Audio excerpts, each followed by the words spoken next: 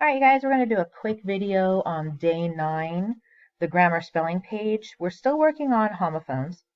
And the first part is pretty easy. If you look at the directions, all they want you to do here is to write down the spelling words for the given number of letters. So for number 1, what spelling word up here has only 2 letters in it?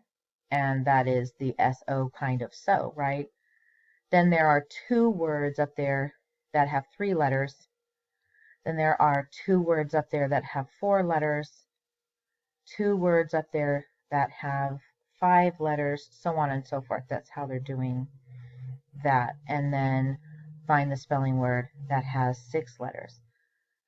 Down at the bottom, though, they're asking you to write the spelling word that matches each clue.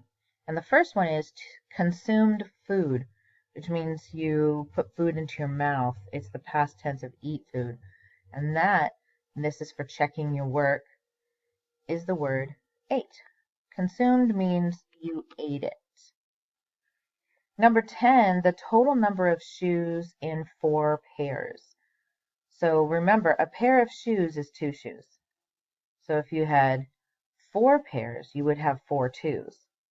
So how many shoes is that? 8. Exactly. The other 8. This is the number 8. Number 11, opposite of the present. Remember, present means it's happening right now. So if it's the opposite of that, it has already happened. So which word means it has already happened? Past. And it's the P-A-S-T kind of past. Number 12, fix with a needle and thread. So what is it when you fix something with a needle and thread? What word is that referring to? So, exactly, S-E-W. So check your answers for 9, 10, 11, and 12.